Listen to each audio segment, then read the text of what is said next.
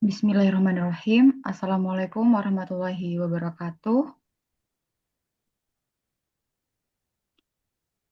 Waalaikumsalam Waalaikumsalam warahmatullahi warahmatullahi wabarakatuh. wabarakatuh.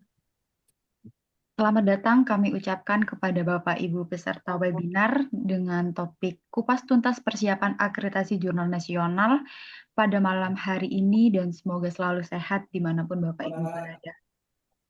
Terima kasih sebesar-besarnya kami ucapkan kepada seluruh peserta yang telah meluangkan waktunya pada malam hari ini untuk hadir dan bersama-sama menimba ilmu. Kehadiran Bapak Ibu menunjukkan semangat yang luar biasa untuk terus belajar, berkembang, dan meningkatkan kualitas diri maupun institusi yang dikelola dalam pengelolaan jurnal ilmiah. Pada kesempatan ini kami juga menyampaikan terima kasih yang sebesar-besarnya kepada Bapak Andri selaku instruktur yang berkenan hadir menjadi narasumber dalam webinar malam ini.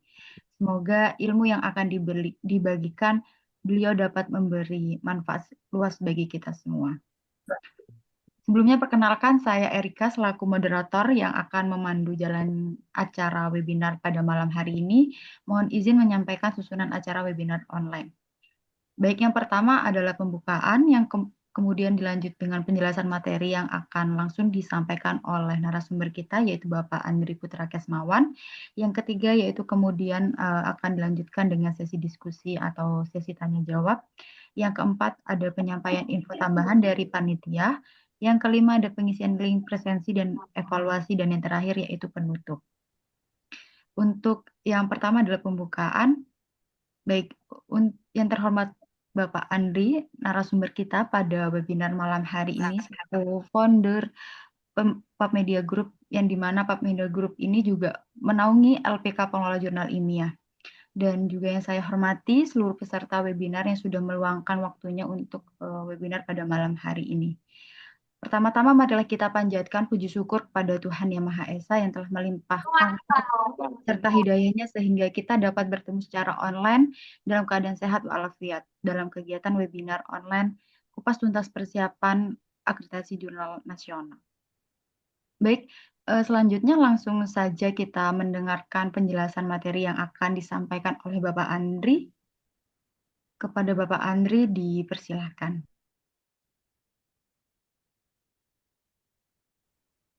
Ya, terima kasih, eh, Mbak Rita. Bapak Ibu yang saya hormati, Assalamualaikum warahmatullahi wabarakatuh. Selamat malam semuanya. Ya, malam Pak. Ya, terima kasih sudah berkenan hadir ya malam ini. Wah, ini ada yang dari Jawa Timur, ada yang Kendari, Bengkalis ya. Terima kasih sudah hadir di acara webinar malam ini. Pertama, saya ucapkan terima kasih juga kepada panitia yang sudah menyiapkan acara ini. Bapak Ibu yang saya hormati, em, webinar pada malam ini sengaja saya menyampaikan ya topik terkait dengan persiapan akreditasi ya, karena memang seminggu atau 2 minggu sebelumnya jurnal Bapak Ibu sudah mendapat ini ya mendapat informasi lolos tes evaluasi ya, dan yang masih ada juga beberapa yang tidak lolos tes evaluasi itu. Artinya ditolak ya. Dan itu belum tahu lagi nih kapan buka apa namanya pendaftaran akreditasinya. Nah, mudah-mudahan dalam waktu dekat ya, karena dalam tahun ini sudah satu kali ya dibuka di bulan Mei atau di bulan Juni kemarin. Bapak Ibu mungkin bisa dituliskan link jurnalnya ya, nanti siapa tahu di selesai ini saya coba untuk membedah ya jurnalnya kira-kira sudah sampai di mana persiapannya gitu. Bisa di share aja di chat ya, seperti itu. Nah, saya lanjutkan. Jadi untuk akreditasi ini memang momen yang kita tunggu-tunggu ya, karena jurnal kita ini em, secara kualitas maupun kuantitas sudah sangat banyak sekali ya. Yang berkualitas, yang terakreditasi itu kalau Bapak Ibu lihat websitenya Sinta itu sudah ada 11.000 ya atau 13.000 itu nanti bisa dilihat itu. Artinya em, akreditasi ini benar-benar menjadi momen yang ditunggu-tunggu oleh kita. Harapannya jurnal yang kita bangun, yang kita kelola itu bisa terakreditasi ya, diakui oleh asesor dan ditetapkan oleh kementerian bahwa jurnal kita benar-benar memenuhi syarat untuk terakreditasi dan dapat peringkat berapa seperti itu. Nah, itu menjadi kebanggaan juga ya buat kita sebagai pengelola jurnal.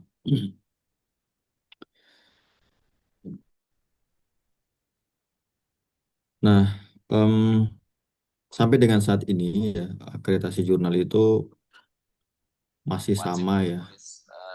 Ya, persyaratannya masih sama. Kita masih menggunakan persyaratan yang tahun 2021 gitu.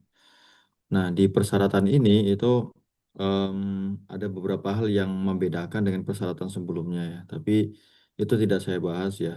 Yang saya bahas adalah syaratnya itu sebenarnya apa. Jadi kalau kita lihat di pedoman ya, ini kitabnya kita ya sebagai pengelola jurnal. Kalau misalnya mau maju akreditasi memang harus hatam ya dari sisi kita sebagai pengelola dan apa namanya dari sisi penulisnya nanti ya seperti itu. Kenapa demikian? Karena em, ada beberapa penilaian yang itu sifatnya kuantitatif ya, bisa dihitung. Dan yang kedua ada sifatnya yang kualitatif ya, berdasarkan kesepakatan ya, konvensional, perjanjian atau kesepakatan lah ya antar asesor seperti itu. Nah, di pedoman yang 2021 apa namanya mencakup dua hal itu. Ada penilaian yang kuantitatif bisa dihitung, bisa dilihat ya. Yang kedua itu apa namanya penilaian kualitatif yang itu atas kesepakatan asesor. Nah, untuk asesor sendiri, jadi beberapa bulan yang lalu kita mendapatkan informasi ya di websitenya Arjuna bahwa sudah ada 290-an asesor yang apa namanya diumumkan untuk mengikuti penyamaan persepsi ya. Nah, saya tidak tahu apakah asesor itu langsung diangkat karena sampai dengan sekarang atau sampai dengan saat ini itu belum ada informasi ya beredar di kalangan kita SK asesornya. Tapi Bapak Ibu yang saat ini sedang mendaftar asesor bisa jadi sudah mendapatkan dan itu memang menjadi sifatnya rahasia tidak disebarkan ke publik. Nah, kembali ke persyaratan akreditasi ya. Jadi Bapak Ibu fokus pada 8 hal ini ya. Nah, karena memang persyaratan akreditasi itu tidak jauh-jauh dari sini gitu. Nah, memang ada beberapa eh, apa namanya persepsi dari kawan-kawan lain bahwa oh persyaratannya harus ini. Padahal tidak. Ya persyaratannya ya 1 sampai 8 ini gitu. Nah, jurnal kita ditolak desevaluasi itu atau evaluasi pertama itu ya karena tidak memenuhi kedelapan hal ini itu. Kalau sudah memenuhi ke-8 hal ini, itu lanjut ya, lolos tes evaluasi gitu. Nah, yang pertama, itu ISSN elektronik ya. Jadi ISSN elektronik itu dihitung ya, atau dilihat dari em, apa? Dilihat dari SK. Jadi SK jurnalnya Bapak Ibu itu em, apa namanya? Terhitung tanggal berapa, bulan berapa. Sehingga starting point-nya itu dari situ. Jadi tidak dari pertama kali terbit ya, tapi berdasarkan SK-nya keluar. Nah, itu nanti akan dilihat itu persyaratan yang nomor ini ya, persyaratan yang nomor 5 gitu. Nah, ISSN ini itu ada dua ya, print sama elektronik ya. Yang print itu ya ISSN yang cetak ya. Nah, Sementara ISSN online atau ISSN elektronik ini itu menjadi syarat. Kalau di pedoman sebelumnya itu yang penting jurnal kita punya ISSN ya. Kalau sekarang itu wajib ISSN elektronik gitu. Nah, kalau seumpamanya jurnal saya sudah terbit dari tahun 2000 misalnya, tapi baru punya ISSN print gitu. Nah, mendaftar ISSN, mendaftar akreditasi kan syaratnya harus punya ISSN elektronik. Maka Bapak Ibu harus urus dulu ISSN elektroniknya. Setelah selesai, itu bisa langsung daftar akreditasi. Tidak harus nunggu 2 tahun lagi setelah keluarnya ISSN elektronik. Nah, ya, ini karena jurnalnya sudah punya ISSN print, ya. Kalau jurnalnya belum punya ISSN print, maka ya dihitung dimulainya jurnal ini mendapatkan ISSN elektronik. Nah, syarat yang kedua itu DOI ya. DOI masing-masing artikel. Nanti saya tunjukkan ya apa namanya eh, tempat-tempatnya ya. Nah, DOI di masing-masing artikel ini biasanya kan kampus atau publisher jurnal independen yang swasta itu punya prefix DOI ya. Prefix itu ya awalan DOI yang diawali dengan kalau ngurusnya ke Crossref itu 10 titik ya. Itu ada 5 angka setelah titik itu. Itu namanya prefix ya. Kalau sufix itu nanti setelah 5 angka itu garis miring nama jurnalnya itu singkatannya seperti itu. Nah ini yang kita perlu punya. Kalau misalnya jurnal Bapak Ibu sudah diterbitkan oleh kampus tapi Bapak Ibu belum dapatkan DOI, minta DOI siapa pengurus DOI-nya di kampus itu. Nah, pengurus DOI itu bisa dengan saya di Papmedia. Nah, yang nomor 3 itu mencantumkan persyaratan etika publikasi. Nah, etika publikasi itu komprehensif ya. Jadi komprehensif itu kita acuannya ke KOPE ya. Salah satunya ke KOPE, bisa ke WAME atau bisa ke etika publikasi lainnya yang Bapak Ibu elaborasi ya. Jadi tidak apa namanya, tidak serta-merta harus seperti KOPE tapi bisa dielaborasi gitu. Nah, yang jurnal-jurnal yang biasa saya temukan di elaborasi itu jurnal-jurnal yang bidangnya kesehatan ya, ada yang keperawatan atau kebidanan. Mereka ada apa namanya mencantumkan tambahan ya. Tambahannya adalah ethical clearance seperti itu. Nah, ada juga kampus-kampus yang sekarang sudah mulai menyusun komite etik ya, komite etik publikasi jurnal di masing-masing kampusnya. Itu juga bisa apa namanya mereka menyusun etika publikasi untuk jurnal dalam publisher tersebut. Nah, yang nomor 4 jurnal harus bersifat ilmiah. Nah, ini ditandai dengan peer review proses ya, policy. Nah, itu dituliskan aja di review proses policy. Proses naskah masuk sampai terbit itu seperti apa? Keterlibatan editornya bagaimana? Berapa orang? Keterlibatan reviewernya seperti apa? Dan berapa orang? Itu dituliskan di peer review proses policy ya. Silahkan nih, belum ada yang kirim ini ya, link jurnalnya. Bisa di open aja chatnya Mbak Erika ya. Sambil ini nanti saya coba untuk cek-cek jurnal-jurnal mana yang sekiranya bisa kita bedah bareng-bareng ya. Yang ke nomor 4, poin yang kedua itu orisinil serta tidak plagiat. Nah, ini orisinil ini ditandai dengan apa namanya statement originalitas ya, bisa buat pernyataan atau sebagainya. Tapi yang jelas di bagian ini itu statementnya bisa dituliskan di dalam peer review proses bahwa jurnal ini menerima karya ilmiah seperti apa. Terus setiap artikel yang masuk itu akan dicek similaritasnya menggunakan apa. Nah, seperti itu ya. Eh, Selanjutnya baru nanti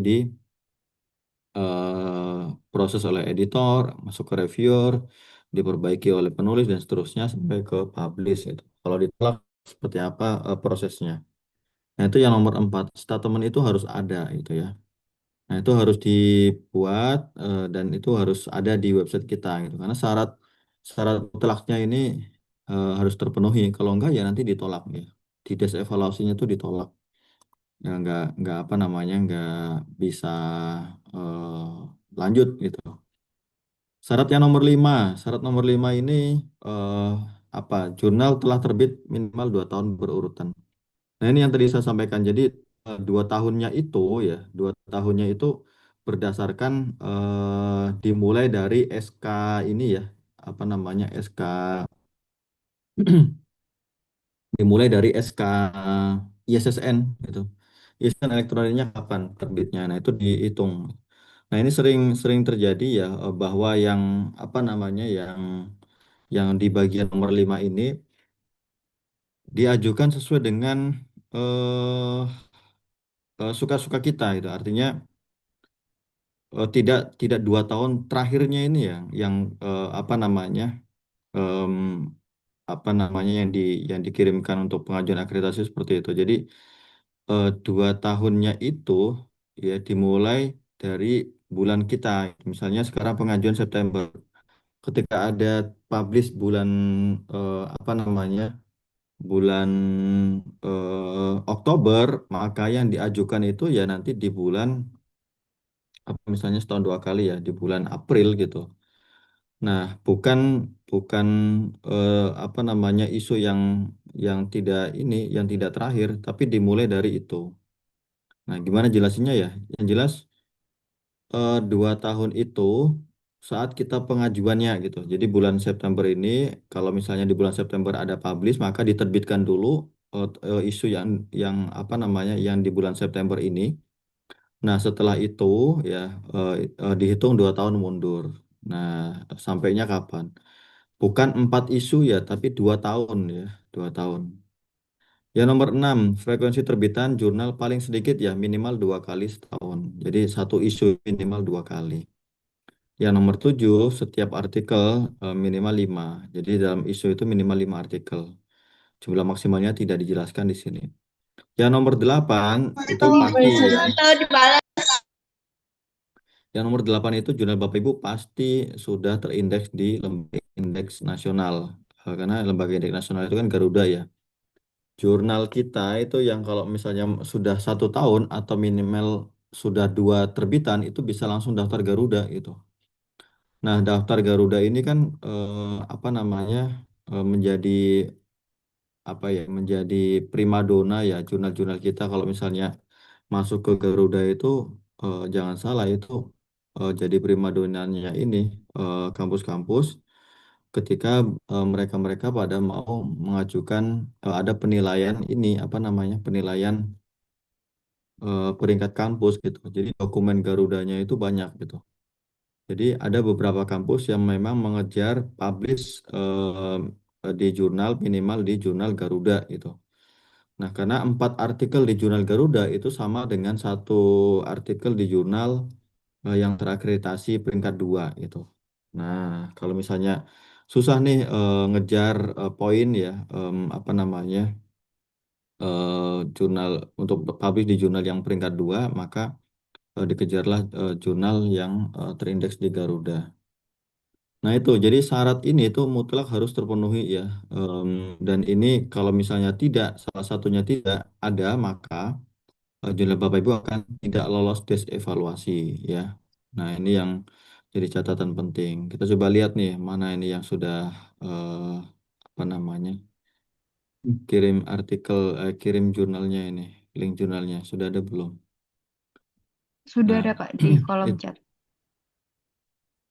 ya itu apa namanya syarat untuk pengajuan akreditasi ya. Ini ada 8 syarat. Bapak Ibu nanti bisa apa namanya lakukan. Terus bagaimana dengan misalnya jurnal saya itu mau maju tapi perpanjangan gitu. Nah, perpanjangan selagi kita masih menggunakan pedoman akreditasi yang ini 2021, maka yang perpanjangan ini ya. Nih. Nah, yang pertama hanya satu nomor terakhir ya. Saya disclaimer dulu ya. Jadi sebelum pedoman akreditasi yang terbaru itu keluar, kita masih menggunakan yang ini ya. Jadi kalau misalnya jurnal Bapak Ibu mau maju reakreditasi, maka hanya satu nomor terbitan terakhir. Dan ini ya, dan ini pedoman 2021 ya. Terus Syarat yang kedua, jurnal ilmiah dapat mengajukan penilaian akreditasi kembali maksimal 1 kali dalam masa berlaku akreditasi jurnal.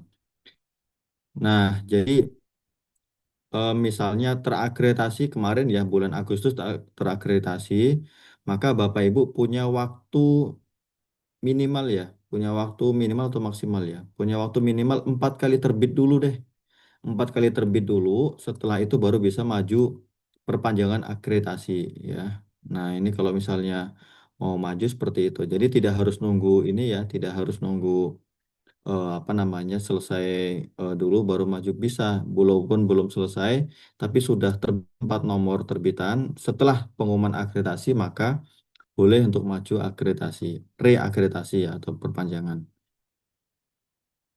Nah, itu yang perlu ditekankan syarat pengajuan akreditasi dan pengajuan perpanjangan akreditasi ya.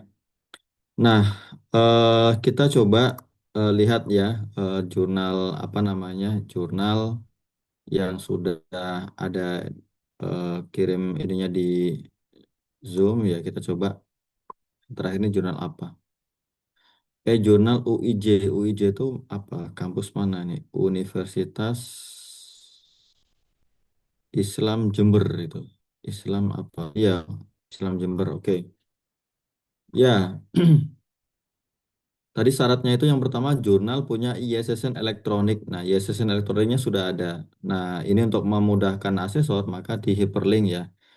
Hyperlinknya itu boleh ke ISSN Brain, boleh ke portal ISSN ya. Di hyperlink. Sehingga ketika asesor klik, nah itu nanti muncul.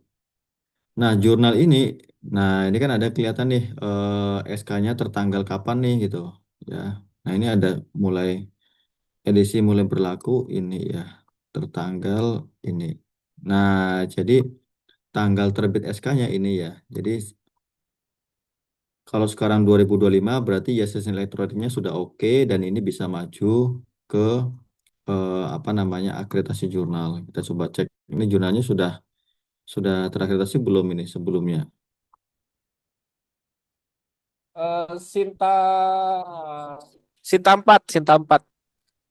Cinta 4 ya. Hmm. Mantap nih kalau.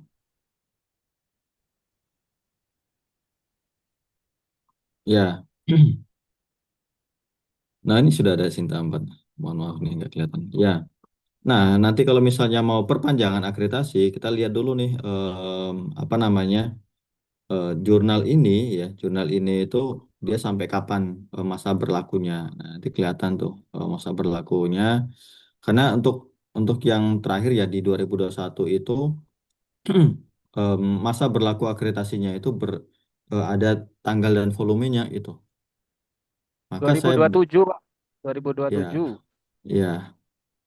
Nah, maka saya berikan catatan ya terhadap jurnal jurnal manapun ya, mau itu teman saya atau bukan teman saya itu kalau misalnya sudah terakreditasi jangan nambah frekuensi itu. Kenapa? Karena akreditasinya itu sudah langsung menunjuk volume berapa, isu berapa terakreditasinya gitu. Kalau nambah frekuensi itu mempersulit diri sendiri gitu. Kalau misalnya pengen nambah, lebih baik nambah artikel itu. Nambah artikel per kali terbitan nggak terlalu sulit ya. Misalnya sebelumnya itu terbitannya berapa gitu. Misalnya sebelumnya itu terbit 10 gitu. Misalnya mau nambah berapa, mau nambah jadi 15 gitu. Nah, itu silakan aja ditambah gitu. Jadi 15 atau jadi 20 gitu. Tidak harus ya atau jangan jangan sekali-kali nambah isu. Kalau nambah nambah isu atau nambah edisi terbitan, nanti kasihan ketika maju akreditasi lagi gitu nggak tahu nih volume berapa isu berapa yang sudah terakreditasi gitu. Karena kalau di SK-nya itu apa namanya? Itu nanti dituliskan volume berapa, isu berapa. Ini yang saya mohon benar ya ke Bapak Ibu sekalian, jangan mempersulit diri sendiri itu. Nah, ketika mempersulit diri sendiri ya seperti tadi nambah apa namanya? Nambah isu ya. Eh, Setahun 2 kali ditambah setahun 4 kali gitu karena kita pengen mengakomodir nih banyak banget yang mau terbit di sini gitu. Jangan udah langsung dua isu aja nggak apa-apa, tapi jumlah artikelnya ditambah gitu. Nah, oke ini sudah terakreditasi peringkat 4 saya kira sudah oke. Nanti tinggal tinggal tips untuk menaikkan ininya ya, strateginya gimana caranya bisa naik ke peringkat apa namanya peringkat yang lebih tinggi lagi gitu. Kita coba jurnal yang belum maju akreditasi. Ini jurnal State Al Muslihun ini sudah maju akreditasi belum ini? Siapa yang punya ini? Terima kasih Pak Andri. Bimbingannya bikin Gip. Sinta 2 ini. Oh ya ya. Siap nanti tipsnya itu nanti disampaikan. Ya Pak Imam. Ini Pak siapa ini? Bapak atau Ibu ya Amid Dana? Ibu, Pak. Oh Ibu ya. Ibu ini Iya. artikelnya sudah isunya sudah cukup banyak ya. Saya kira ini bisa maju akreditasi tinggal nanti lihat lihat detail-detailnya. Jadi kalau misalnya syarat, nah ini kan perlu ada ini ya, perlu ada perbaikan tampilan websitenya itu. Nggak harus bagus-bagus, tapi minimal minimal informasinya itu lengkap lah. Kayak misal gini, jadi mohon maaf Pak Imam ya. Jadi ya sederhana seperti ini, tapi informasinya lengkap. Ya, kalau misalnya ditanya ISSN-nya mana ada, terus apa namanya etika publikasinya mana ada, mana etika publikasinya ini ada gitu. Nah, jadi nanti bisa seperti itu Bu. Jadi dilengkapi poin-poin itu dulu ya. Setelah lengkap, nah nanti mulai persiapan untuk akreditasi ya, persiapan banyak hal lah selain ini ya, selain website tadi gitu. Nah, karena kalau kita mau maju akreditasi, memang hal-hal yang detail seperti itu memang perlu dilengkapi terlebih dahulu ya. Nah, ibaratnya itu syarat mutlak yang harus dipenuhi dulu sebelum jurnalnya maju akreditasi gitu. Nanti bisa ngomong nih sama Mbak Erika ya, atau Mbak Erika bisa di-share kontaknya Mbak Erika untuk ngebantu jurnal ini ya. Nanti untuk bisa dirapikan tampilannya minimal apa namanya polosnya dirapikan dulu gitu. Jadi dari sisi nama nanti namanya dicek dulu Bu. Jadi nama jurnalnya apa? Misalnya di sini jurnal Al Fikrah ini ya. Nah, jurnal Al Fikrah ini itu apakah benar jurnalnya? Em, Di ISSN-nya seperti apa? Kita coba cek dulu ya. Al-Fikrah. Nah, kita coba.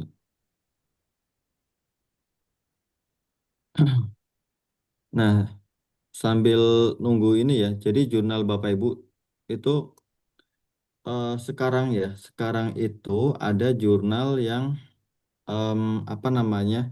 Ada subjudul ya. Ada judul varian gitu. Ada singkatan. Nah, itu sekarang sudah dipisah-pisah nih sama BRIN ya.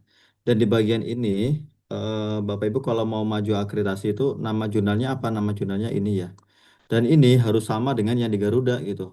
Kalau di Garuda namanya berbeda ya nanti apa namanya akan ditolak lagi gitu. Jadi tadi di chat itu kan jurnal saya berkali-kali ditolak. Iya bisa jadi itu namanya nggak sama. Misalnya jurnal Biocell ya. Di Garuda misalnya dalam kurung jurnal Biocell gitu. Sementara di Arjunanya itu cuman jurnal Biocell. Nah itu nanti pasti ditolak gitu. Jurnalnya tidak sama, nama jurnalnya tidak sama. Terus misalnya di ISSN namanya jurnal Biocell ya. Terus di Garuda namanya jurnal Biocell titik dua jurnal apa namanya BIOS misalnya. Nah itu juga tidak sesuai dengan ISSN. Maka nanti kedetek di Arjuna itu nggak sama. Jadi dari sisi nama itu banyak banget dalam tanda petik alasan jurnal bisa ditolak gitu. Maka Em, ya kita perlu hati-hati sih ketika mau submit ya. Nah ini apa namanya jurnalnya seperti itu. Yaitu di nama penolakan biasanya di nama. Kita coba cek ini dulu ya. ISSN-nya mana Bu? Nah ini contoh. Jadi jurnal ini sudah bagus ya jurnalnya. Tinggal nanti perlu menambahkan informasi apa namanya ISSN-nya di sininya gitu. Terus nama jurnalnya di ISSN itu seperti apa ya.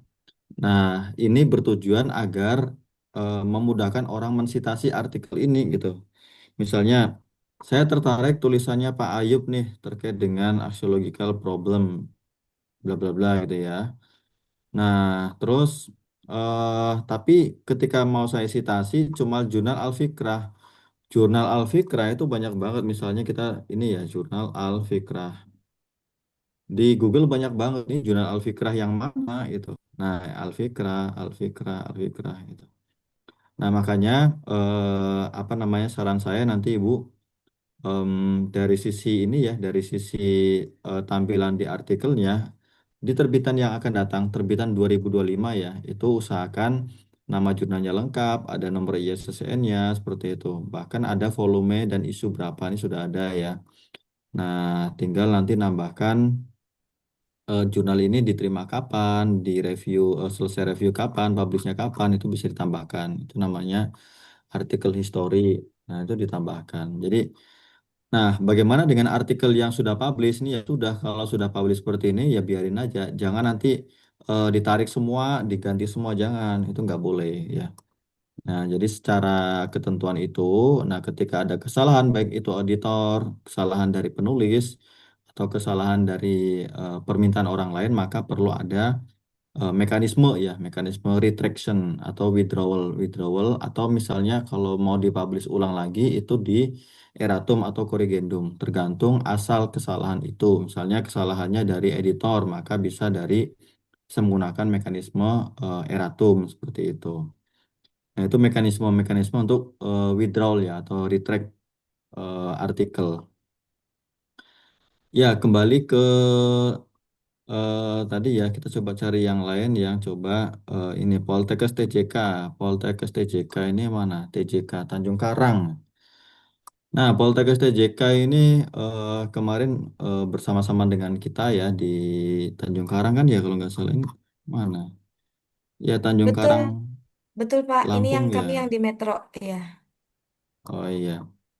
Ya, ini dengan Bu Dinda ya kemarin itu jurnal-jurnalnya yang di Poltekkes TJK kita dampingin nih ya, kita supervisi agar dari sisi tampilannya bagus, rapi dan kalau seperti ini kan asesor enak nih lihatnya. Saya mau cek ISSN-nya jurnal mana, oh ada muncul di deskripsi gitu ya. Jadi Bapak Ibu untuk yang deskripsi jurnal itu kan minimal dia mencantumkan nama jurnalnya ya. Nama jurnal, ISSN-nya berapa, diterbitkan oleh siapa, jurnal ini fokus utamanya apa, dan menerima karya yang seperti apa. Nah, itu poin-poin penting yang saya kira itu perlu dituliskan di deskripsi jurnal. Ya, nanti Bu ini ya, apa namanya Ibu. Nah, nanti bisa dituliskan juga di sini Bu. Nanti apa namanya nama-nama yang tadi poin-poin yang sekiranya perlu dituliskan di deskripsi itu. Nah, kita coba cek di ISSN elektroniknya. Syarat pertama itu ISSN elektronik itu eh, syarat ya. Jadi kalau misalnya di ISSN namanya seperti ini, nah maka kita coba cek di Arjuna. Ya, kita cek di Arjuna. Arjunanya tuh SSL-nya itu mati ya di atas. Jadi kalau misalnya Bapak Ibu mau akses itu agak sulit ya. Nah, usahakan nanti bisa aksesnya pakai ini ya. Pakai aksesnya pakai apa namanya browser yang nanti bisa dipercaya. Kita coba cek ya. Oke, nama jurnalnya sama ya. Nama jurnal yang di Arjuna sama dengan nama jurnal yang ada di ISSN. Nah, Metro Sai Wawai ya. Sai Wawai itu apa ya Wawai? Sai Wawai. Nah, ini nama jurnalnya usahakan sama itu. Kalau misalnya tidak sama ditolak ya. Jadi itu yang pertama, nama jurnalnya sudah oke ya. Yang kedua, DOI. Nah, DOI masing-masing artikel, nah itu di mana nih DOI-nya? Kita coba cek di arsip ya. Nah, DOI masing-masing artikel, ya, kita coba cek. Kalau OJS 2 itu harus custom dulu ya, agar DOI-nya itu bisa ditampilkan di masing-masing artikel. Kalau misalnya dia OJS 3, itu ada plugin diaktifkan. Diaktifkan plugin namanya DOI Summary ya. Nah, ketika DOI itu plugin itu diaktifkan, maka Bapak Ibu nanti apa namanya eh, DOI-nya akan muncul di masing-masing artikel. Ya, ini sambil nunggu, maka kita coba masuk ke yang ketiga ya. Syarat yang ketiga itu mencantumkan etika publikasi. Ya, kita coba cek. Nah, etika publikasinya di bagian sini kita coba. Nah, kalau berdasarkan KOPE itu kan ada etika publikasi editor, reviewer, publisher, terus ada etika publikasi bagi penulis ya, ada empat ya, empat that is of author, that is of editor ya. Nah, ini sudah ada. Nanti ditambahin aja berdasarkan apa. Ini misalnya di sini ada KOPE. Ini LIPI regulation ini udah apa namanya mungkin belum sudah tidak lagi relevan ya. Nanti ditambahkan panduannya itu atau eh, berdasarkan KOPE ya, publicationethic.org. Anggap aja sudah ada ya publication ethicnya. Ini sudah lengkap, ada 4 apa 5 datis ya. Terus syarat yang berikutnya, jurnal harus bersifat ilmiah dan tidak plagiat. Itu di bagian review proses ya. Ini ada peer review proses. Nah, peer review proses itu semacam SOP ya, SOP, Standard Operating Procedure. Jadi SOP-nya jurnal. Ketika naskah masuk, diproses sampai publish itu step by step-nya seperti apa. Nah, ini yang saya kira perlu dituliskan di sini. Jadi bisa jadi nanti di paragraf awal itu menuliskan bahwa jurnal ini menerima artikel-artikel yang apa namanya artikel penelitian misalnya. Terus setiap artikel yang terbit itu sudah melalui proses cek plagiasi ya menggunakan software apa seperti itu. Nanti baru dituliskan apa namanya informasi-informasi selanjutnya. Ini sudah oke. Syarat nomor 4 sudah oke. Syarat nomor 5 terbit paling sedikit apa namanya 2 tahun berurutan ya. Ini kalau kita lihat di archive-nya itu kan sudah lama ya jurnalnya sudah lama terbit gitu. Nah, jangan-jangan jurnalnya juga sudah terakreditasi ini.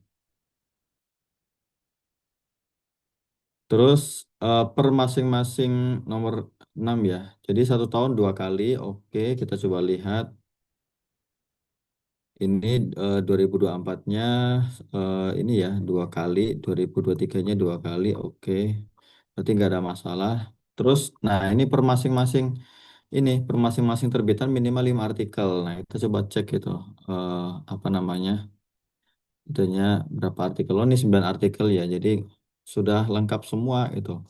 Nah, yang terakhir jurnal ini sudah terindeks di Garuda. Kita coba cek. Jadi kalau misalnya apa namanya saya em, malas untuk ketemu ke websitenya Garuda, maka bisa cek di sini di bagian indeks ya. Kita lihat indeksasinya. Nah, sudah klik, coba muncul nggak? Jurnal Kesehatan Metro Sewawai. Dicek di sini, itu usahakan nanti terbitannya yang up to date yang 2025 ya di sini ya. Kalau misalnya yang Garuda ini tidak up to date, nanti akan berpengaruh terhadap data yang nanti akan masuk ke Sinta di bagian ini ya. Nah, gitu. Jadi usahakan Bapak Ibu setelah klik publish, maka perlu dilaporkan ke Garuda ya. Nomor WA bisa, lewat email bisa gitu. Lewat email aja nanti dikirimkan ke emailnya Garuda ya di bagian ini ya, di bagian suggest ya. Nah, ini kirim ke sini itu seminggu atau 2 minggu tuh update itu. Nah, ini yang tadi DOI-nya ya sudah ada. DOI-nya itu pastikan per masing-masing artikel ada dan itu aktif ya. Bapak Ibu kalau misalnya di kampus atau di publisher tertentu itu punya prefix DOI ya. Nah, itu satu orang yang pegang, maka Bapak Ibu setelah klik publish minta tolong ke PIC-nya, minta tolong jurnal saya diaktifkan dong DOI-nya gitu. Kalau sudah seperti ini itu harus diaktifkan. Kalau tidak aktif itu diklik nanti not found ya. Jadi DOI itu seperti itu. Nah, kalau gini nih tanda-tanda ini tanda-tanda ditolak nih. Karena apa? Karena di pengajuan di ini kan DOI-nya itu per masing-masing artikel ya dan aktif itu. Nah, kalau seperti ini kan berarti, oh ini sudah nih masing-masing artikel. Tapi ketika diklik, not found. Nah, kalau not found seperti ini berarti DOI-nya tanda-tandanya belum diaktifasi ya. Bukan Pak, belum cara bayar, tapi belum aktivasinya diaktifasi. gimana, Pak? Nah, cara aktivasinya itu panjang cerita ini. Oh, ya udah nanti aja, makasih. Nah, jadi masuk ke DOI .crossref ya. Nah, nanti Ibu PIC-nya, nah PIC-nya itu nanti mengaktifkan, membantu mengaktifkan sendiri di sini ya. Nah, karena di sini nanti akunnya harus masukkan akun dari Bapak Ibu sekalian ya. Kalau sudah login, baru nanti Ibu download nih XML-nya. Jadi XML di jurnal ini di-download, terus dimasukkan ke sini. Nah, kalaupun misalnya sulit, ya nanti kita coba agendakan sendiri ya Bu ya, dengan nanti dengan Bu siapa ini ya, Bu Rovana. Iya, betul. Ya, makasih, Ya, Pak. nanti bisa kita agendakan sendiri ya dengan Mbak Erika, minta tolong dicatat ya nanti dengan Bu Rovana kita agendakan sendiri Zoom untuk aktivasi ini gitu. Terima Nah, kasih. itu ya. Jadi syarat-syarat apa namanya? Syarat dasar sekali ketika jurnal mau maju akreditasi itu di situ ya. Jadi dari sisi nama tadi sudah oke, apa namanya? ISSN-nya sudah benar ya, sudah sesuai ISSN oke, di Garuda juga sudah sesuai ya. Terus etika publikasinya sudah lengkap. Nah, etika publikasi sudah ada di bagian kanan. Review prosesnya juga sudah ada gitu. Nah, sampai ke apa namanya indeksasi Garuda gitu. Nah, bagaimana dengan misalnya contoh yang tadi ya, Ibu Amidana ya tadi jurnal saya ini masih kosong seperti ini gitu. Nah, sekarang itu kan banyak banget ya jurnal-jurnal di Indonesia. Bapak Ibu nanti bisa apa namanya ATM ya, amati, tiru dan modifikasi. Cari jurnal yang satu bidang, jurnal studi Islam mana nih yang sudah bagus cara polosinya gitu. Nah itu bisa kita amati, tiru dan modifikasi gitu.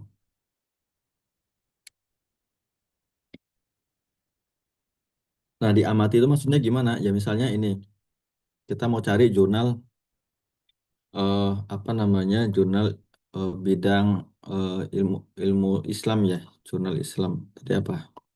Jurnal. Nah kita coba cek jurnal Islam. Nah, misalnya ini jurnal studi Islam ya. Kita coba jurnal studi ya. Nah, caranya gini Bu Amidana. Nah, jurnal studi Islam kita coba cek ya. Oh, ini ada jurnal yang di apa namanya? Matuban gitu, Pak ya. Matuban. Nah, jurnal itu nanti kita amati, kita contoh di bagian-bagian yang umum ya, seperti etika publikasi itu bisa dicontoh, bisa di copy paste ya. Proses review proses itu juga bisa dicontoh. Jadi kalau misalnya di jurnal kesehatan ini itu dia menggunakan double blind. Nah, Ibu menggunakan double blind apa tidak itu.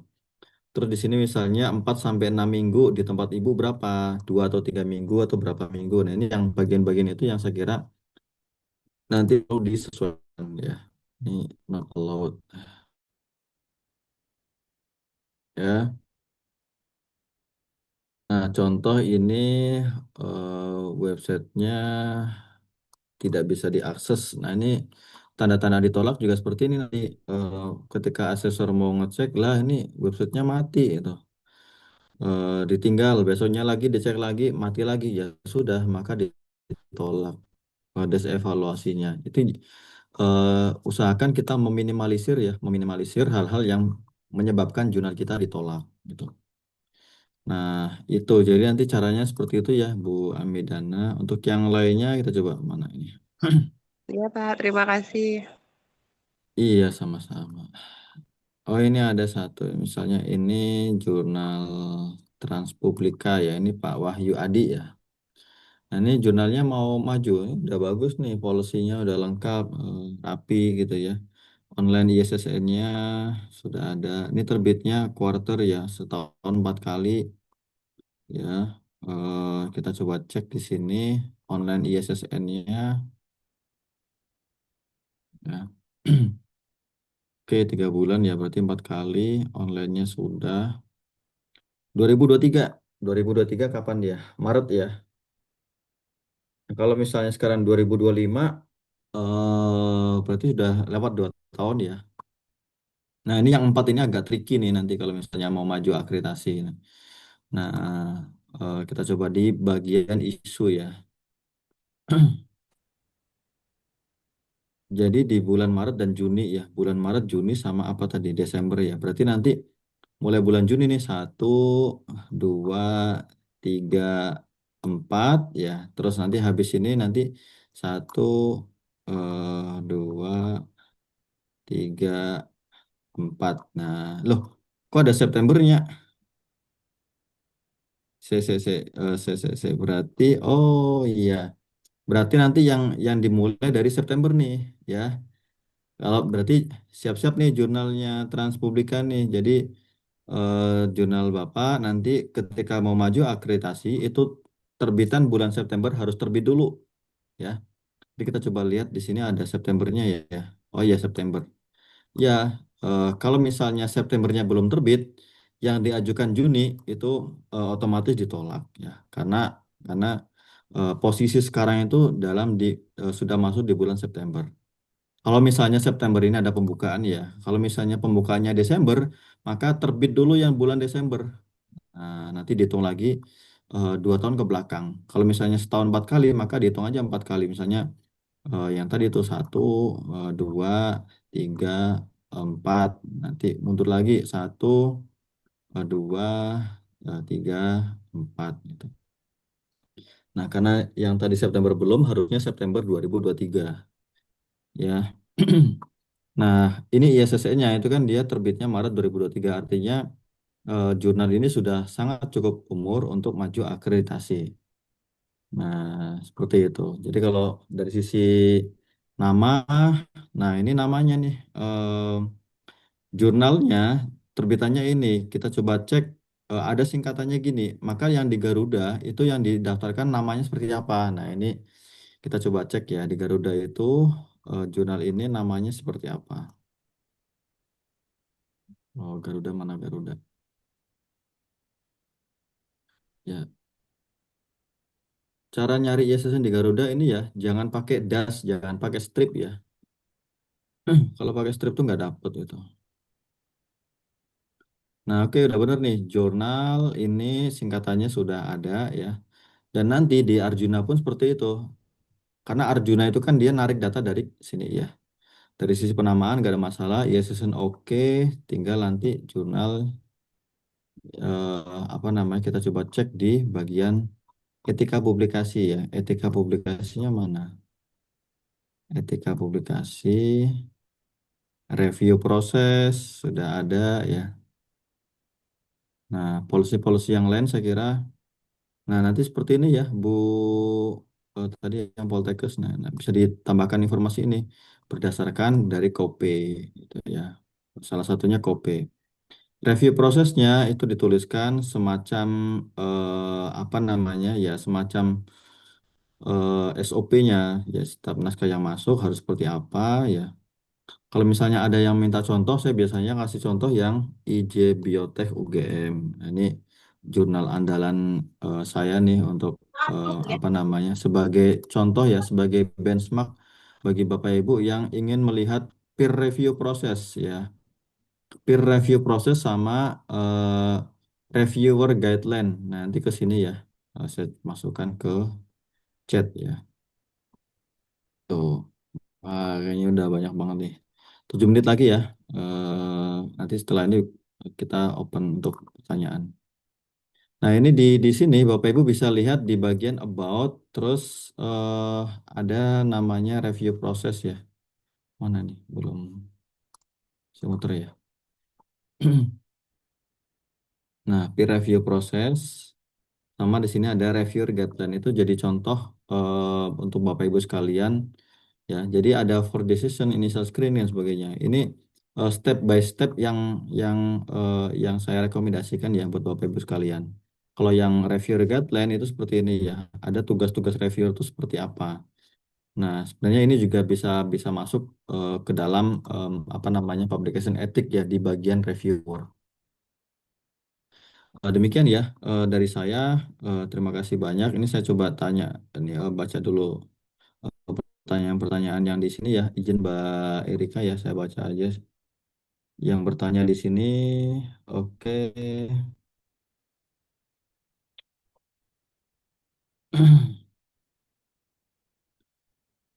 Ya, masih dalam penilaian ya ditunggu aja. Kalau masih dalam penilaian ya alhamdulillah ya. Tinggal ditunggu aja. Banyak-banyakin doa semoga apa namanya bisa segera dinilai dan dapat hasil yang bagus ya. Itu dari Bu Marsuna ya, Bu, Ibu atau Bapak. Nah, seandainya terbitan jurnal sudah 5 tahun, apakah semua volume DOI-nya harus diaktifkan? 2 tahun terakhir aja, 2 tahun terakhir yang nanti diajukan. Itu syarat ya. Tapi kalau misalnya Bapak Pak Dedi ini pengen mengaktifkan semua nggak apa-apa. Dalam 1 tahun ada 2 isu dan terjadi back isu berturut-turut itu bagaimana? Apakah berpengaruh dalam penilaian? Ya, pengaruh. Jadi kita menerbitkan artikel mundur itu kan nggak boleh ya. Nah, jadi artikel yang sekarang ya terbitkan sekarang gitu. Tapi beberapa memang ada jurnal yang mengakomodir seperti itu. Sebenarnya nggak boleh sih. Nah, berpengaruh dalam penerbitan, iya berpengaruh tapi tidak nggak banyak ya. Berpengaruh dalam penerbitan, iya tapi tidak banyak. Nah, pengaruhnya di mana? Itu pengaruhnya di proses reviewnya itu. Nah, ternyata beberapa artikel yang terbit tahun 2020 atau misalnya yang terbit 2023 direview sekarang. Nah, itu kan apa namanya? Menyalahi etika publikasi. Nah, ini gagal yang pertama alasan reviewnya masih satu institusi setelah kami lengkapi dewan editornya hanya satu institusi. Ya, jadi untuk yang editor sama reviewer itu memang minimal 2 institusi ya sebagai syarat bahwa jurnal nasional ya. Jurnal nasional itu kan jurnal yang editor dan reviewernya itu minimal dari 2 institusi yang berbeda.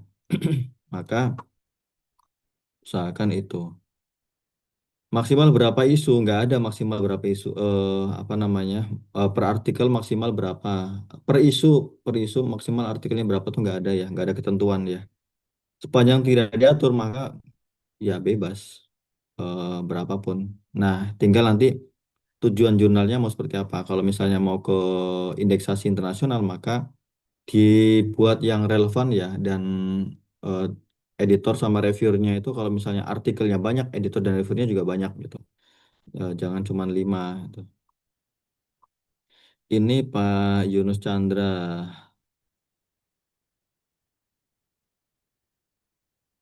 Ya iya. Jadi kalau misalnya sudah ada ini ya sudah tercantum 2 isu, tapi pelaksanaannya ternyata ada bawa isu. Yang duanya nggak dianggap itu Pak. Itu jangan kayak gitu sih. Ya itu di awal tadi saya sampaikan, kalau misalnya jurnalnya mau maju akreditasi atau sudah maju akreditasi, itu usahakan yang berubah itu jumlah artikelnya, jangan jumlah isunya gitu. Repot Pak, serius. Bapak harus kirim email dulu nanti ke mengajukan surat dulu ke Arjuna gitu ya. Kalau misalnya suratnya disetujui, maka Bapak nanti mengajukan suratnya ke Garuda, ke ISSN ya. Nah, terus nanti ada perubahan perubahan masa berlaku akreditasinya itu. Dan perubahan itu juga nanti akan berdampak pada penulis-penulis yang menulis itu. Nah,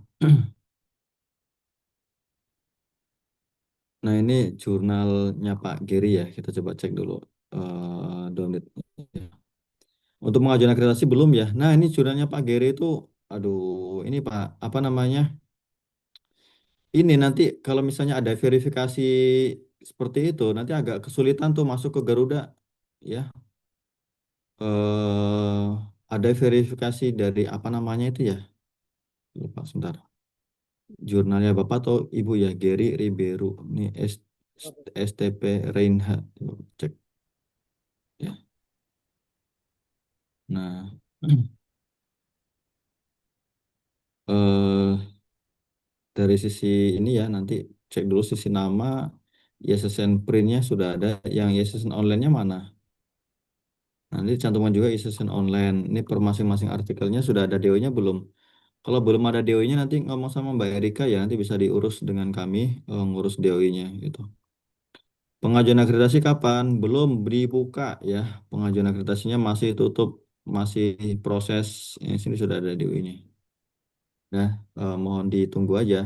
Not found berarti belum diaktifasi ya. Bolehkah jurnal yang terakreditasi melakukan special issue? Special issue itu apa? Nah, special issue itu kan apa namanya? Sebenarnya menambahkan artikel di isu reguler gitu. Kalau nambahkan jumlah isunya itu bukan special issue, tapi itu nambah isu baru yang di luar isu utama. Nah, di luar isu utama itu nggak boleh ya. Bukan nggak boleh, ketentuannya memang nggak ada gitu. Di praktek internasional, kita menambahkan spesial isu itu adalah artikel-artikel yang dimasukkan ke dalam isu reguler. Cuman artikel itu ditandai dalam bentuk kategori ya. Nah, itu kalau misalnya Bapak Ibu buka OJS 3, itu nanti muncul ada section, ada kategori ya. Nah, itu nanti yang spesial isu dimasukkan dalam kategori itu ya.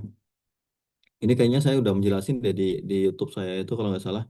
Nah, nanti kalau misalnya ini bisa japri saya ya, saya kasih link penjelasan saya tentang spesial isu gitu. Dan contoh-contoh di jurnal-jurnal internasional lainnya. Mereka bagaimana cara menerapkan spesial isu. Pak Wahyudi, untuk reakreditasi ketika kita ditolak bulan ini, jadi pengajuan reakreditasi berikutnya apakah menunggu? Enggak. Se. Pengajuan reakreditasi ditolak. Kalau misalnya ditolak bisa maju lagi sepanjang masih berlaku akreditasinya ya. Kalau misalnya sudah tidak berlaku maka pengajuan ulang 2 tahun terakhir itu yang diajukan.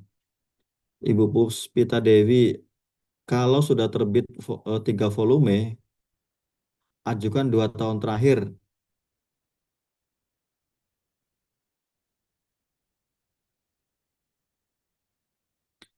Ya, maksudnya 2 tahun terakhir itu dari bulan pengajuan Bu ya. Jadi eh Bapak Ibu ketika nanti mau maju akreditasi, tolong ketika ketika masuk menambahkan isu-isunya itu di capture ya, di foto, terus apa namanya disimpan deh. Nah, ketika nanti ada penolakan, jurnal Anda ini kita tolak yang diajukan tuh 2 tahun terakhir gitu. Terus kita coba cek di apa di foto itu. Kalau semuanya di foto itu kita sudah mengajukan 2 tahun terakhir, tapi ditolak juga sama apa namanya sama Dikti, maka kita bisa mengajukan gitu. Kita kirim email keberatan bahwa jurnal saya itu sebenarnya kemarin sudah maju 2 tahun, tapi karena ini pengecekannya di bulan ini sudah hampir 6 bulan, maka apa namanya tidak jadi 2 tahun, akhirnya kelewat isunya gitu. Nah, ini yang jadi concern kita juga ya. Nanti bisa saya bantu dampingi ya ketika ada jurnal yang mengalami penolakan-penolakan seperti itu dan tidak sesuai dengan kondisi realnya, tapi harus ada buktinya itu. Nah, Bapak Ibu ketika nanti ada pembukaan akreditasi, pas menambahkan isu-isunya, kalau reakreditasi kan satu isu ya, difotoin, di capture, simpan. Nah, suatu saat ketika ada penolakan nanti Bapak Ibu bisa ini. DOI-nya juga sering itu, sering di nonaktif, sering nggak aktif DOI-nya ya. Ini ditolak juga gara-gara itu. Nggak ada, jadi Pak Septiantar itu nggak ada ya, nggak ada sampai tahap mana. Paling yang ada tuh kayak gini. Jadi jurnal siapa nih yang sudah daftar akreditasi ya. Nanti masukkan ke sini ya.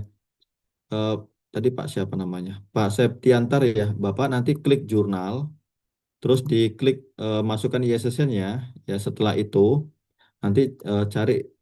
Nah, paling di bagian ini nanti step-stepnya. Kalau kemarin misalnya sudah lolos tes evaluasi, maka selanjutnya nanti Bapak lihat kapan penugasan. Ini asesornya ada 4 ya, semuanya 4 itu nanti. Nah, itu apa namanya? Ini apakah sama-sama media masa kini ini siapa nih media masa kini? Apakah rumah jurnal mandiri bukan dari kampus perlakuannya sama Pak? Sama, itu nggak ada bedanya. Cuman yang poinnya kurang aja itu di bagian penerbitan publishernya gitu. Nah, kalau publisher di luar kampus, kelembagaan pemerintah itu dua ya kalau nggak salah itu. Kalau misalnya kampus, lembaga penelitian, pemerintah itu poinnya 3. Kerjasama dengan asosiasi poinnya 4.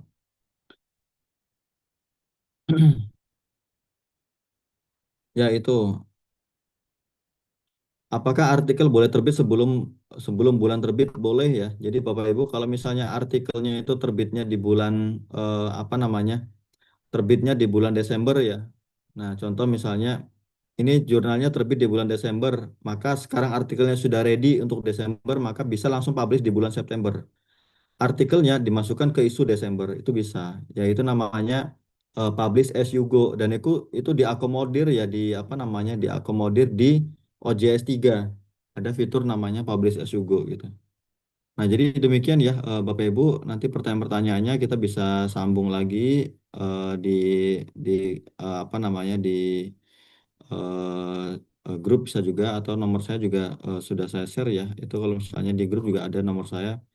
Sekiranya Bapak Ibu nanti butuh apa namanya pendampingan bisa nanti kontak-kontak aja nanti bisa kami dampingi.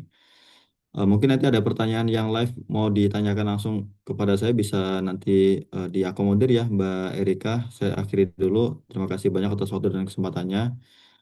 Selamat malam. Assalamualaikum warahmatullahi wabarakatuh. Waalaikumsalam. Waalaikumsalam warahmatullahi wabarakatuh. Baik. Waalaikumsalam warahmatullahi wabarakatuh. Terima kasih Bapak Andri atas materi yang telah disampaikan. Selanjutnya mungkin saya buka sesi tanya jawab atau sesi diskusi. Baik kepada Bapak Ibu, silakan jika ada pertanyaan bisa raise hand secara langsung atau melalui room chat lagi. Gitu. Boleh saya, Mbak? Oh, boleh. Atas nama siapa ini? Nazaina. Ibu Nazaina. Iya. Ini ada menyambung pertanyaan yang tadi. Misalnya kita misalnya nih ya, volume 10 isu 2 itu terbitnya bulan September lah gitu. Nah, ternyata bulan September itu kan belum penuh tuh artikelnya. Misalnya kita jumlah artikelnya itu ada 10 terbitannya setiap itu ya, setiap terbit itu ada 10 artikel, ternyata masih ada 5. Jadi 5 lagi belum gitu. Nah, 5 lagi itu bolehkah kita terbitkan eh, pada bulan 9, tetapi setelah tanggal penerbitan yang pertama gitu. Misalnya pertama kita terbitkan yang 5 artikel tanggal 2, kemudian yang 5 lagi tanggal 15 gitu. Nah, itu apakah dibolehkan dan apakah juga bisa dibolehkan kalau kita nerbitnya bulan Oktober, tapi kita masukkan ke bulan September begitu. Jadi mundur lah, terbitan mundur. Oke, gitu aja Mbak. Baik, apakah Pak Andri bisa langsung respon atau bagaimana Pak Andri? Ya, itu kan gimana ya? Terkait artikel Untuk yang penerbitan mundur itu kan sebenarnya ini ya tidak disarankan ya. Terbitan mundur itu tidak disarankan. Jadi, tapi kalau faktanya seperti itu ya mau kayak gimana lagi? Paling nanti ada beberapa poin penilaian di akreditasi itu yang tidak maksimal gitu. Nah, tidak maksimalnya di bagian proses review sama ketepatan waktu penerbitan. Gitu.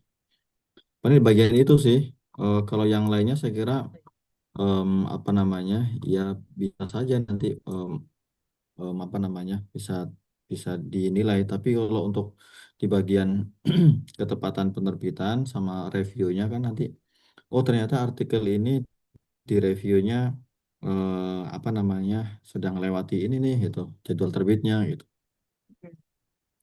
gitu. Oh, iya. Walaupun masih dalam bulan yang sama ya Mas. Saya terbitnya Kalau bulan di bulan yang September, sama saya kira tapi nggak ada masalah. Tapi kalau nggak misalnya sudah masalah. lewat bulan, nah Tanggalnya itu beda. nanti bisa ini. Iya. Oh ya, oke oke.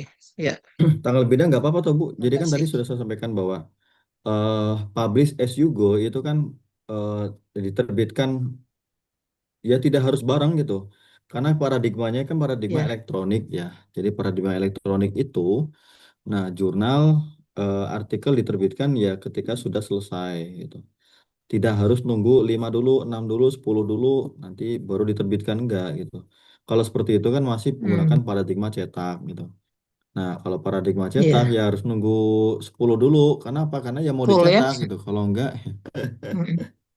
nah Iya, itu. iya betul. Oke. Ya, terima kasih Mas Andri. Iya.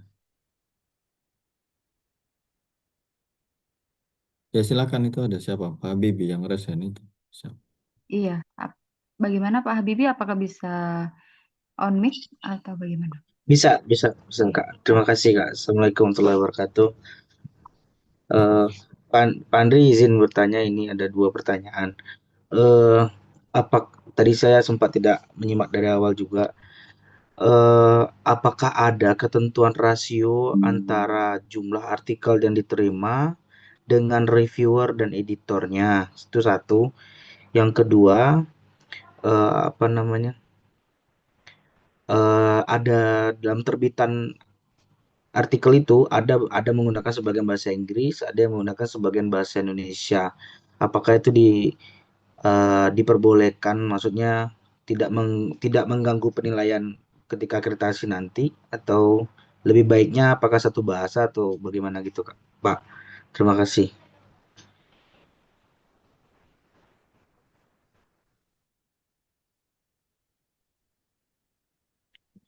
Iya, terima kasih. Itu eh nggak ada ya, nggak ada ketentuan yang mengatur apa namanya rasio itu.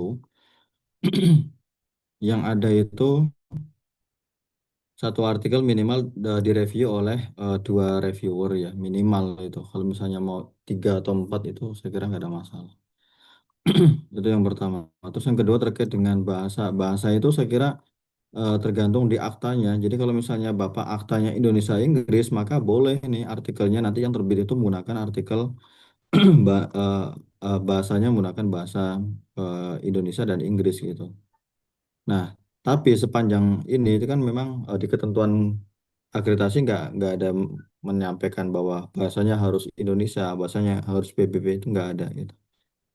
Dari sisi bahasa itu nggak ini. Hanya saja di bagian istilah-istilah penggunaannya, penggunaan-penggunaan istilah itu. Penggunaan istilahnya apakah sudah baku sesuai dengan standar PBB atau tidak. Nah, itu di bagian itu. Kalau yang lainnya nggak ada ketentuan gitu. Itu anu Pak ini. Pak Habibie. Iya. Bagaimana Baik, Pak terima kasih Habibie? Pak Andri. Baik, terima Ya, kasih ya. Pak Andri. Ya. Mungkin apakah ada lagi dari Bapak Ibu untuk terkait pertanyaan yang disampaikan ke Bapak Andri?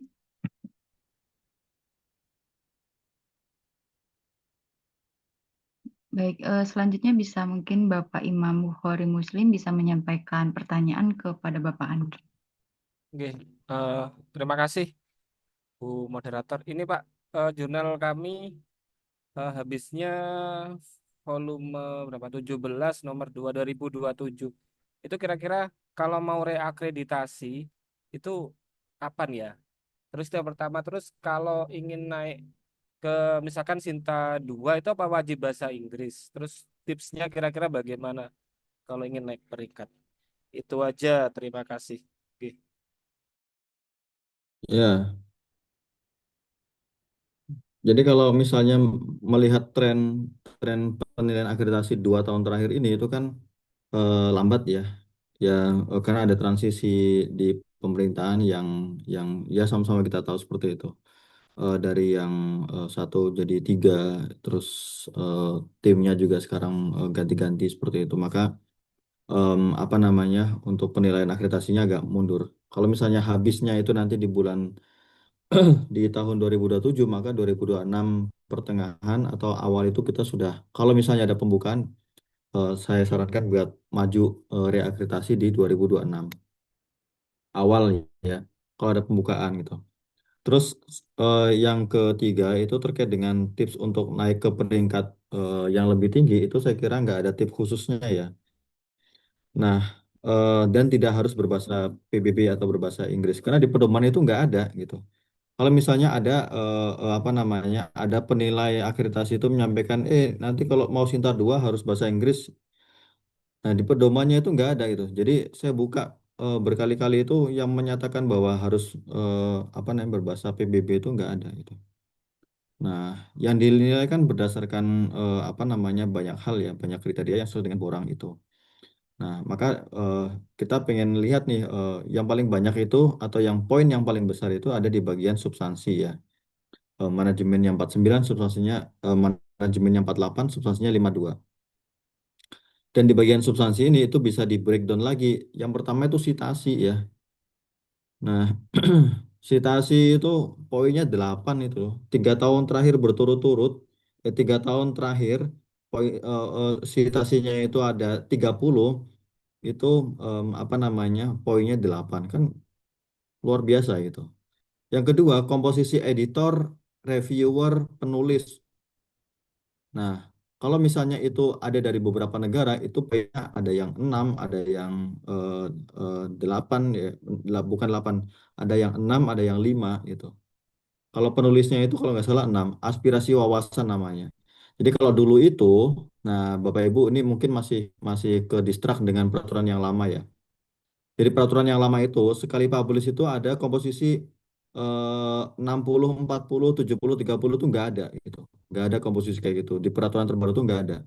Yang ada adalah Bapak Ibu, artikelnya setiap kali publish itu harus ada minimal ya rata-rata per tahun ada penulis dari luar negeri 5. Itu baru dapat poin maksimal aspirasi wawasan ya. Terus yang editor sama editor itu juga semuanya harus terlibat, yang reviewer juga semuanya harus terlibat terhadap artikel, proses artikel itu. Poinnya juga maksimal gitu. Nah, di bagian itu selebihnya adalah substansi. Substansi kan Bapak Ibu sekalian yang paham. Saya mana paham misalnya ada jurnal elektro ini substansinya bagus apa tidak ya, tergantung Bapak Ibu itu menilainya. Kalau menurut Bapak Ibu bagus, bagusnya itu juga relatif kan ya. Menurut Bapak Ibu bagus, tapi menurut penilainya kurang bagus ya sama aja gitu. Nah, bagusnya ini kan berarti ada kriteria yang bisa dilihat, misalnya dalam penulisan abstrak. Abstrak itu tidak usah ngalor ngidul. Deskripsinya itu langsung dibatasin aja. Tujuannya apa? Misalnya ya metodenya apa ya, metodologinya. Terus yang ketiga adalah hasilnya seperti apa. Tuliskan di abstrak. Nanti untuk yang statement originalitas juga bisa dituliskan bahwa artikel ini memang artikel yang apa namanya original itu artinya berdasarkan riset-riset sebelumnya kita standing apa namanya posisinya di bagian ini gitu. Nah, untuk yang pedoman akreditasi bisa dilihat di Google banyak banget itu pedoman akreditasi jurnal 2021 gitu. Kalau misalnya mau ini ya saya kirimkan filenya nanti kalau misalnya belum dapat ya. Jadi itu bisa dilihat secara umum dan Bapak Ibu itu kalau misalnya ini ya itu sebagai dasar kita ya untuk apa namanya mengelola jurnal kalau jurnalnya mau maju akreditasi gitu. Kalau jurnal Bapak Ibu nanti tidak ingin maju akreditasi maka itu diabaikan. Bapak Ibu silahkan mencari pedoman yang lain, misalnya pedoman ke Scopus gitu.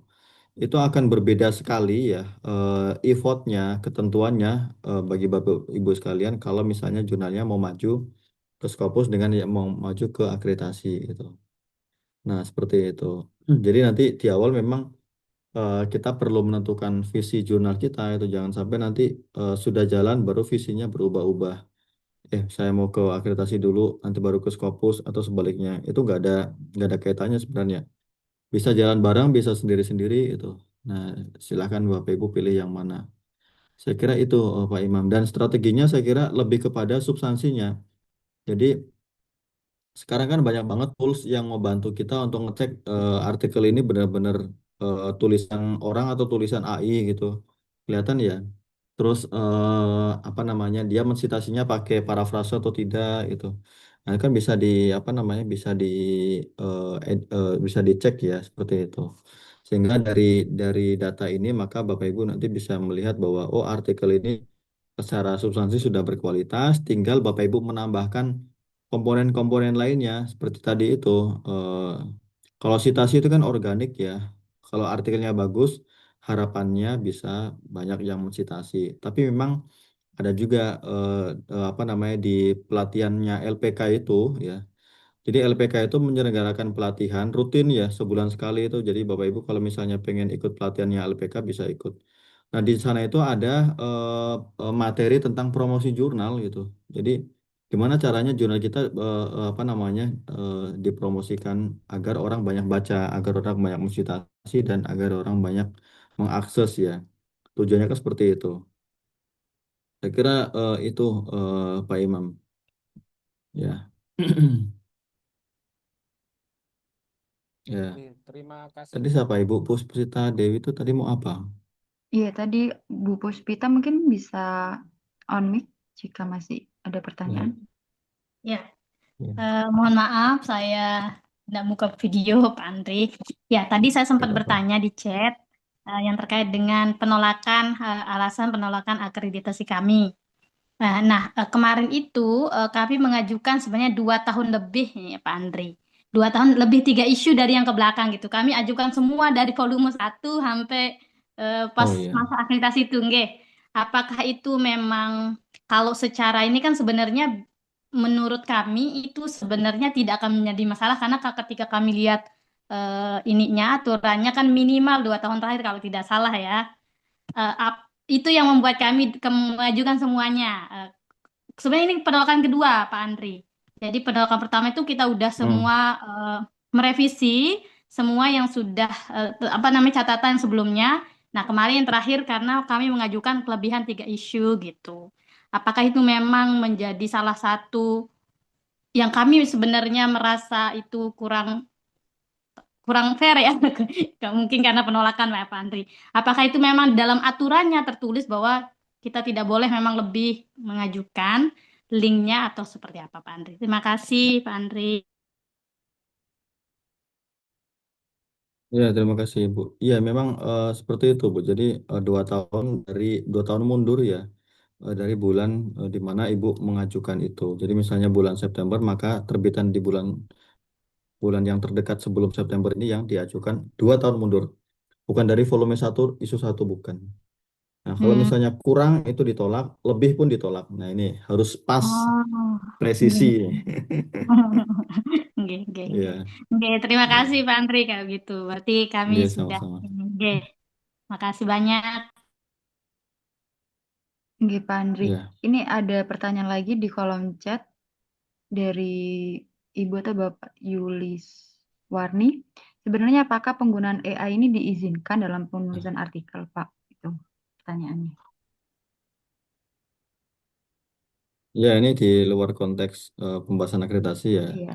tapi sedikit saja ya. Jadi di apa namanya, ada beberapa publisher besar itu yang dia menggunakan apa namanya, menyampaikan disclaimer ya terkait dengan penggunaan AI ya. Eh, Terakhir itu karena ada rame ya, rame menggunakan ChatGPT.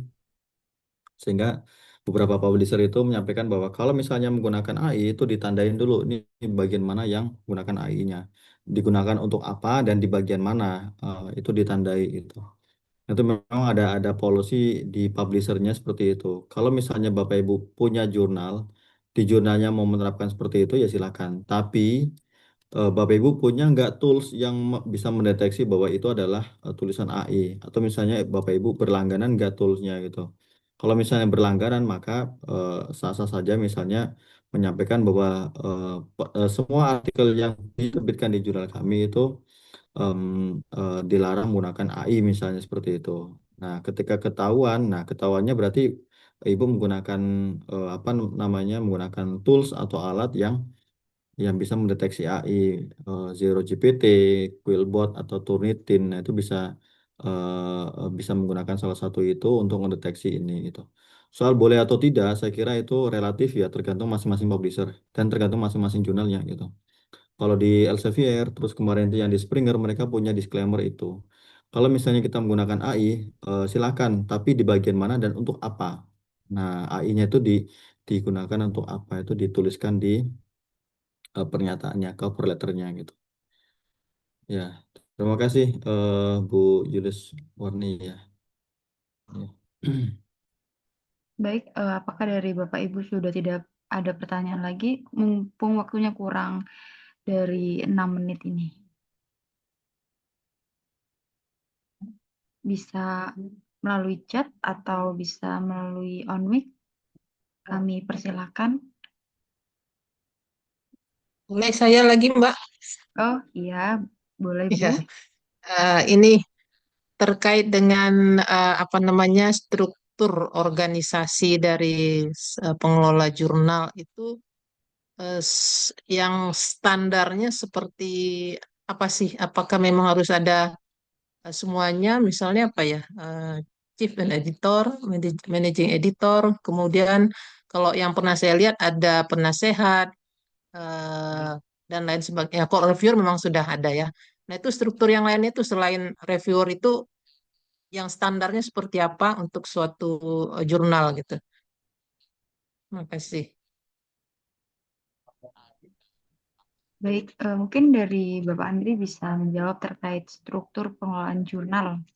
Ini apakah ada atau bagaimana gitu, Pak?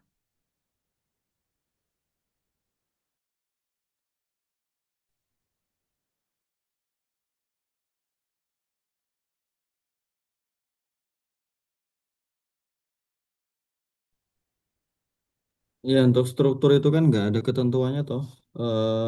Apa namanya, mau seperti apa itu silakan. Tapi eh, setelah keluar ini ya, apa namanya, keluar eh, ada SKKNI, SKKNI tentang jurnal yang dikeluarkan sama HIPJ kemarin itu, maka itu bisa menjadi dasar kita untuk menyusun strukturnya gitu. Jadi ya, ini Mbak saya share. Nah, itu kan kemarin HIPJ ya, yang apa namanya, saya ketuanya ya. Itu kemarin pas acara tanggal 23 Agustus itu teman-teman ada yang datang ya. Nah, di sini itu apa namanya, mencantumkan ada beberapa hal terkait dengan itu. Jadi eh, strukturnya itu ada editor in chief, ada managing editor, sama editor pelaksana dan jurnal manager itu.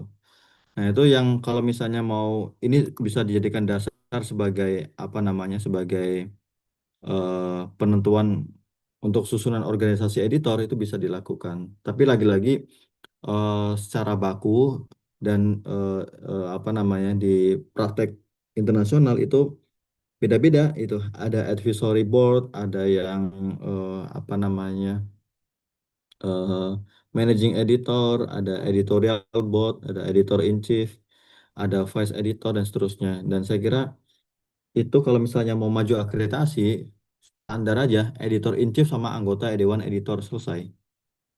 Ya, tidak perlu ada managingnya, tidak perlu ada apa namanya, asistennya, itu nggak perlu. Bahkan ada kemarin itu SK dari SK dari kampusnya itu ada pelindung penasehat itu dimasukin semua ke OJS itu Ya, enggak gitu. Langsung editor in chiefnya iya aja, gitu. ketua Heeh. dewan redaksinya aja gitu. Pelindungnya cukup Tuhan Yang Maha Esa gitu. Iya, Iya, oke oke. iya, Oke, Mas Andri, makasih. iya sama-sama.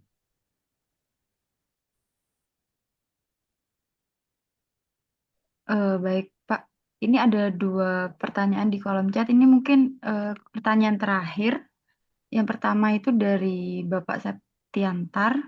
Terkait tahap akreditasi tadi sudah saya cek hasilnya tidak lolos disevaluasi dan tidak ada komentarnya. Izin bertanya, Pak, biasanya itu sebabnya apakah dan untuk penyelesaiannya apakah bisa mengajukan akreditasi secara langsung atau menunggu jadwal pengajuan kembali? Ini Ya dari nunggu dibuka toh. nunggu dibuka kembali, Pak. Baik. Hmm. Kemudian pertanyaan terakhir dari Bapak Dedi Sufriyadi.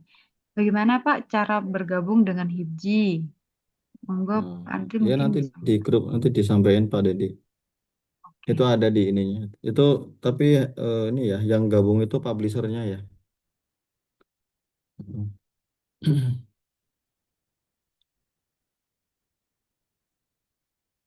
Eh, baik, mungkin untuk sesi tanya jawab sudah kami tutup karena sudah 30 menit dalam sesi tanya jawab ini.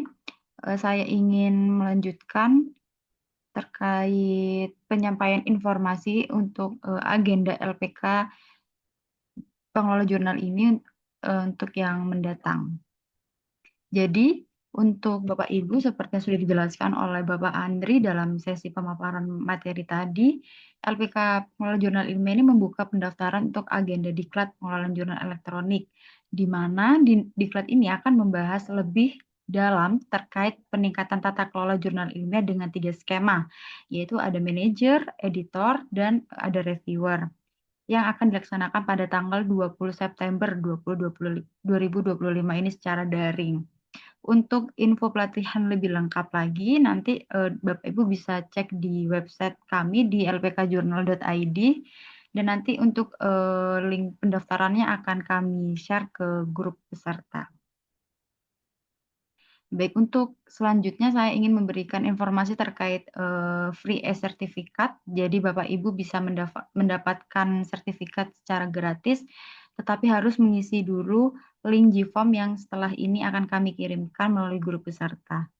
Mohon dari Bapak Ibu bisa mengisi form dengan lengkap dan benar karena nanti sesuai nama dari yang sudah Bapak Ibu isikan. Dan untuk sertifikat ini akan dikirimkan maksimal H+7 acara, sehingga dimohon Bapak Ibu untuk sabar untuk menunggu gitu. Baik, untuk selanjutnya yaitu penutup, kami mengucapkan terima kasih kepada Bapak Andri yang telah menyampaikan materi, dan juga terima kasih kepada Bapak Ibu peserta yang telah mengikuti webinar pada malam ini dari awal hingga akhir. Semoga materi yang telah disampaikan pada kegiatan malam hari ini dapat bermanfaat bagi kita semua. Demikian webinar tentang kupas tentang persiapan akreditasi jurnal nasional sudah berakhir. Sampai jumpa di agenda-agenda LPK jurnal selanjutnya. Saya akhiri. Wassalamualaikum warahmatullahi wabarakatuh. Waalaikumsalam warahmatullahi wabarakatuh. Waalaikumsalam warahmatullahi wabarakatuh. Bahkan artikel ini sesuai dengan standar Scopus. Nah, kan tidak lagi.